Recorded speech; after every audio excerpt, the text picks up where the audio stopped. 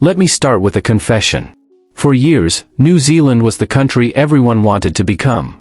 Clean, stable, sensible. A democracy that seemed to work. A place where politics didn't feel insane and life still looked humane. When the pandemic hit, a lot of Americans looked at New Zealand and thought, why can't we be more like that? Low COVID deaths. Clear messaging. A government that actually looked competent. And yet, fast forward a few years, and something deeply uncomfortable is happening. New Zealand is quietly falling apart. Not in a dramatic, headlines on fire way. Not like Greece in 2010 or Argentina every other decade. But in a slow, structural, almost invisible way. The kind of decline that looks fine on postcards, right up until the people who live there start leaving. And they are leaving. In record numbers. Here's a number that should stop you cold. In just one recent year, over 120,000 people left New Zealand, the highest outflow in its modern history. The net loss of citizens alone ran into the tens of thousands. To put that into American terms, imagine if 4 to 5 million Americans packed up and left the country in a single year. And no, this isn't just gap year backpackers. This is mid-career professionals. Healthcare workers. Engineers. Teachers. Entire families. And about 60% of them go to Australia, where wages for similar jobs are often 20 to 30% higher, sometimes much more. That's not wanderlust. That's economic pressure. And when skilled people leave en masse, it's not a vibe problem. It's a system problem. New Zealand looks wealthy. Homes are expensive. Living standards appear high. Tourism branding is immaculate. But scratch the surface and the economy is far narrower and more fragile than most Americans realize. About 60% of New Zealand's goods exports come from just a handful of primary industries, like dairy, meat, forestry, basic agriculture. Dairy alone brings in roughly 18 billion New Zealand dollars a year, around a quarter of total goods exports. And more than 1/4 of that dairy goes to China. That's not diversification. That's concentration risk. If you're American, think about how uncomfortable it would feel if a quarter of your exports depended on one country, and most of what you sold was barely processed raw material. That's the New Zealand model. It works, until it doesn't. Selling raw stuff is easy. Keeping talent is not. There's a brutal rule in modern economics. Countries that mainly export raw or lightly processed goods struggle to create high wages, deep innovation ecosystems, long-term productivity growth. New Zealand ranks well below the OECD average in high-tech and advanced manufacturing exports.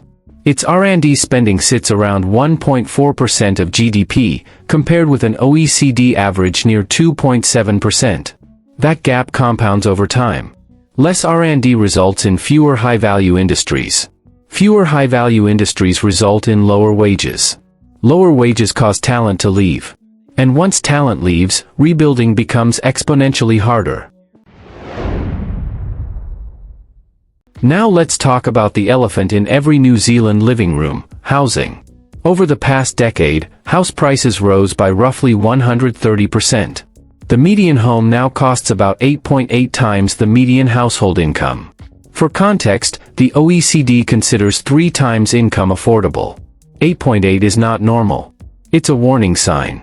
Real estate services alone account for roughly 11% of GDP, with construction adding another 5 to 6%. That means a huge chunk of the economy revolves around buying houses, selling houses, financing houses, speculating on houses. Not building new industries.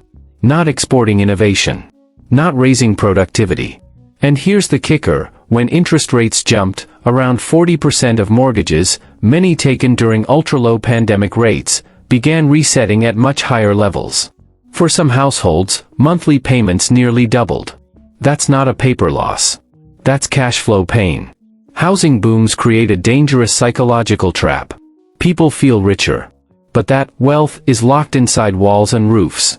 Why invest in a risky business when your house gains more than your salary every year? That mindset starves the productive economy. And once capital stops flowing into innovation, the decline becomes self-reinforcing.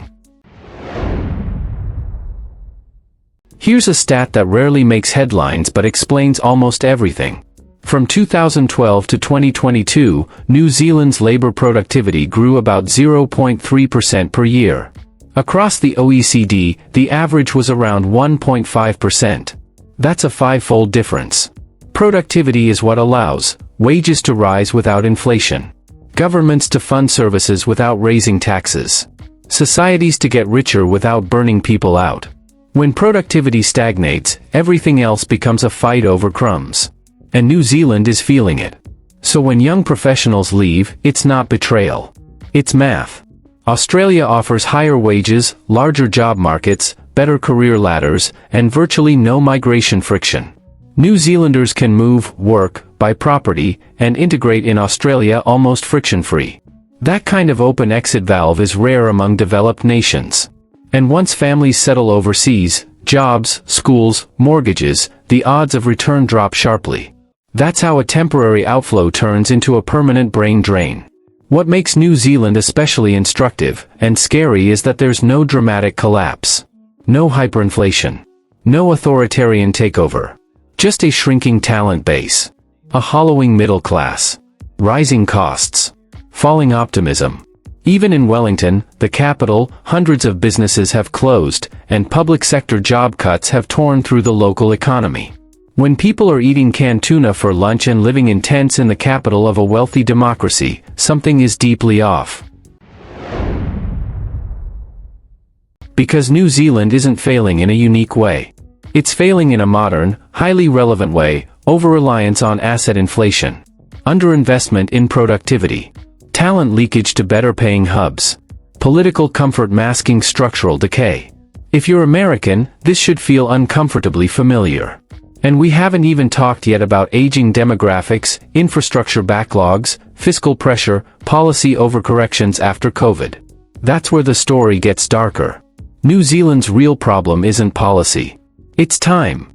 At this point, the danger isn't recession. The danger is lock-in. When structural decline runs long enough, it stops being a crisis and starts becoming a new normal. And New Zealand is closer to that edge than most people realize. The pandemic didn't break New Zealand. It exposed it. Let's be clear, COVID didn't create New Zealand's problems. It accelerated them. During the pandemic, New Zealand did what many governments did: massive fiscal stimulus, ultra-low interest rates, and border closures.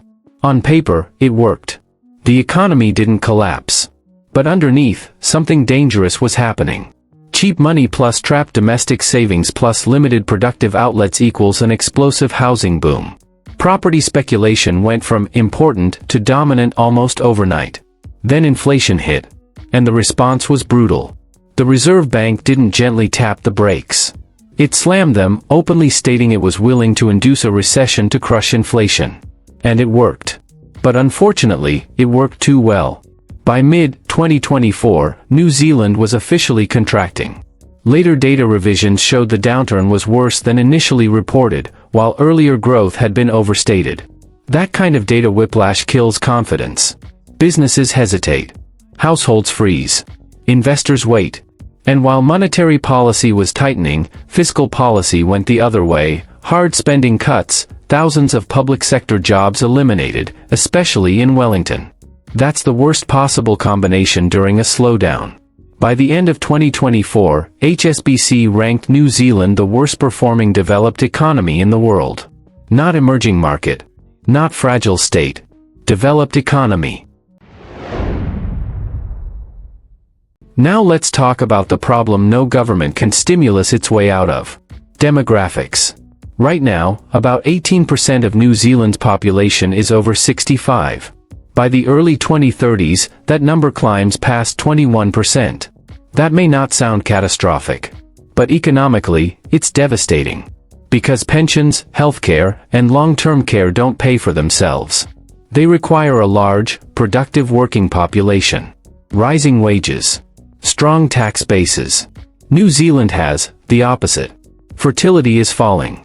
Young workers are leaving. Productivity growth is weak. So you end up with fewer taxpayers supporting more dependents, while healthcare costs surge. Add this to the fact that New Zealand has one of the highest obesity rates in the OECD.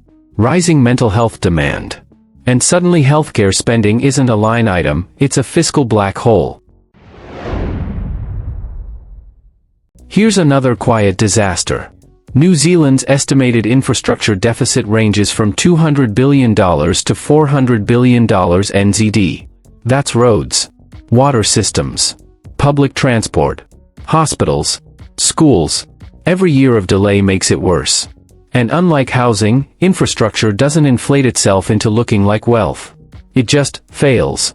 When pipes burst, trains stall, and hospitals overflow, people don't debate ideology. They leave. Some will say, immigration will save New Zealand. But that misunderstands the problem. Yes, immigration fills labor gaps. Yes, it supports population growth. But New Zealand's situation is unique. Many migrants also leave, often to Australia. Why? Because New Zealand functions as a low-friction entry point into a larger, higher-paying labor market across the Tasman. Once migrants gain residency or citizenship, Australia becomes an option. So New Zealand pays the integration cost, and Australia captures the productivity upside. That's not a moral failure. It's an incentive structure failure. And incentives always win. Here's the brutal truth. Every year this continues, New Zealand loses experienced workers, future taxpayers, community builders, and entrepreneurial energy. And it gains a higher dependency ratio, more fiscal pressure, and less political appetite for radical reform. Because older electorates are risk-averse. They vote for stability. They protect housing values. They resist disruptive change. Which means the policies needed to fix the problem become politically impossible right when they become economically necessary. That's the trap. Why this matters beyond New Zealand. If you're American, you shouldn't be smug. You should be uneasy. Because New Zealand shows what happens when asset prices substitute for productivity. Talent mobility outruns national policy. Governments manage crises but ignore foundations. It's not collapse. It's erosion. The kind that looks fine, until suddenly it isn't. Can New Zealand turn this around? Technically? Yes. It still has low sovereign debt, strong institutions, social trust, and global goodwill. But the window is narrowing. Fixing this would require massive productivity investment, serious R&D spending, rebalancing capital away from housing, and making staying financially worthwhile for young professionals. Those are hard choices. They create losers before winners.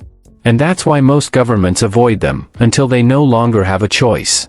New Zealand's biggest risk isn't that it can't fix its problems. It's that it doesn't feel desperate enough yet. Paradise fades quietly. People don't riot. They book one-way flights. And by the time leaders realize what's been lost, the departure lounge is already full.